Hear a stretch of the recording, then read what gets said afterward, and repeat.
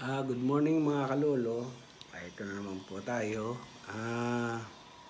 Ang gagawin ko ngayon ay yung dati naming steel window, papalitan ko ng glass na reflected bronze light.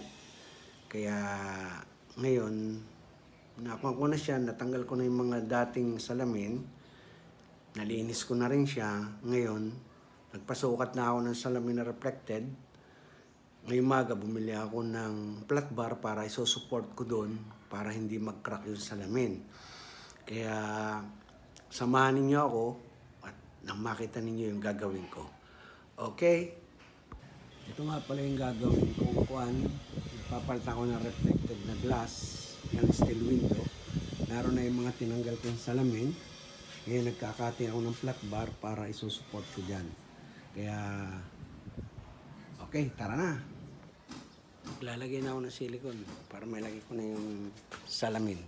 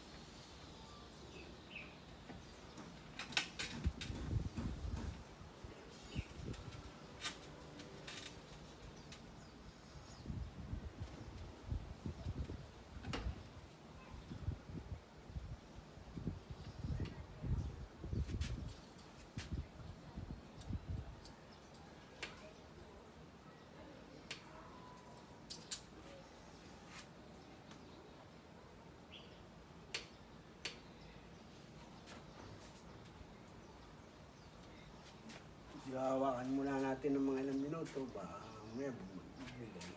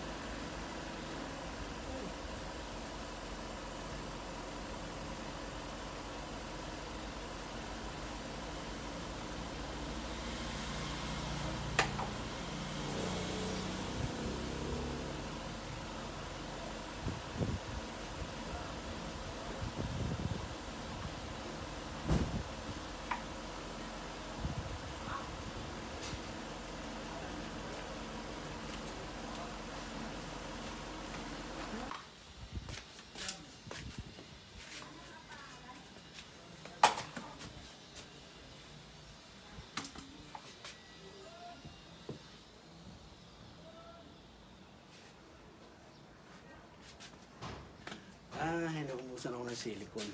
Bibili pa muna para may kabit yung isa. Kaya, mamaya na lang uli. 2,000 years later. Yan, tapos na yung ginawa kong sliding window. 3 panel. Tsaka yung mga bintana. Tapos na rin. Yan, mga ginawa. Pinalitan ko ng mga tsaka yung laro. Ayos na ayos sliding window.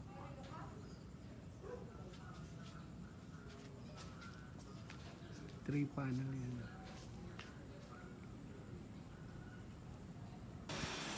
Ayan mga kalolo, tapos na yung ginawa kong reflected bronze light. Reflected sa labas, bronze sa loob. Ayos naman mga kalolo. Kaya rin niya pag gumawa kayo ng ganyan. Yung na steel window, tinanggal ko na yung steel window. Yan yung ginawa ko. Pinalitan ko siya ng reflected bronze light. Meron yan dark, medyo malang na konti. Dito sa loob, kung siya, light brown. Bali, yan siya. Kita mo siya sa labas, hindi ka kita sa loob. Light brown yan. Kaya kayang-kaya niya mga kalolo. Sisimulan sa inyo pag ginawa niyo. Basta DIY lang. Kaya-kaya niya. Okay? Ano ba? Please naman, subscribe and like and share. Thank you for watching. Sana may natutunan kayo sa paggawa ko at nakita niyo. Thank you. Thank you for watching mga kalolo. Please like, subscribe and share para updated kayo sa aking susunod na mga vlog. Thank you for watching.